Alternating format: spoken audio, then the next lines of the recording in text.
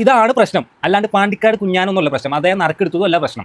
ഈ ഒരു വ്യക്തി എന്നാണോ വീഡിയോ ചെയ്യാൻ തുടങ്ങി അന്ന് മുതലാണ് ഈ പാണ്ടിക്കാട് കുഞ്ഞാനെ വെറുക്കാൻ ആൾക്കാർ തുടങ്ങിയത്. നെഗറ്റീവുകളും ആ മോശമായ കമന്റുകളും വന്നു തുടങ്ങിയത് ഞാൻ. കാരണം ഞാൻ പണ്ടേ തൊട്ട് ഇദ്ദേഹം തുടങ്ങുന്ന കാലം തൊട്ട് ഞാൻ ഇദ്ദേഹത്തിന്റെ വീഡിയോ ചെയ്യുന്നത്. എനിക്ക് അദ്ദേഹത്തിനോട് എന്നെ അറിയും കൂടി കേട്ടോ, എനിക്കൊരു ഉപകാരമില്ല അദ്ദേഹത്തിനോട്. പക്ഷേ അദ്ദേഹത്തിന്റെ വീഡിയോ ഞാൻ പണ്ടേ തൊട്ട് അദ്ദേഹം ഗൾഫിൽ ആ ഒരു പ്രവാസി ആയിരിക്കുന്ന സമയത്ത് അദ്ദേഹം വണ്ടി ഓടിക്കുന്ന കാലം മുതൽ ഞാൻ അദ്ദേഹത്തിന്റെ വീഡിയോ ചെയ്യുന്നത് കാണുന്ന ഒരു വ്യക്തിയാണ്. ആ വീഡിയോ കണ്ടപ്പോൾ മുതൽ അദ്ദേഹം അന്ന് ലൈവായിട്ട് അദ്ദേഹത്തിന് ഒരുപാട് കഷ്ടപ്പെട്ട് തന്നെയാണ് ആ ഒരു മനുഷ്യൻ ഈ ഒരു നിലയിലെത്തി. അതിൽ കള്ളത്തരങ്ങളൊക്കെ ഉണ്ടാവും ഇല്ലാന്നൊന്നും ഒരിക്കലും ഞാൻ പറയേണ്ട. അത് നല്ലവന്മാരായ ആരെങ്കിലും ഉണ്ടെങ്കിൽ നിങ്ങളൊന്ന് കമന്റ് ഇടും. അത്രയും എനിക്ക് പറയാനുള്ളൂ. പിന്നെ ആ ഈ നറുക്കെടുപ്പ് എന്ന് പറയുന്നത് ഈ നെഗറ്റീവ് കമന്റ് ഇടുന്ന എല്ലാവരും എനിക്ക് ഒരു കാര്യം മനസ്സിലായിട്ടുള്ളൂ.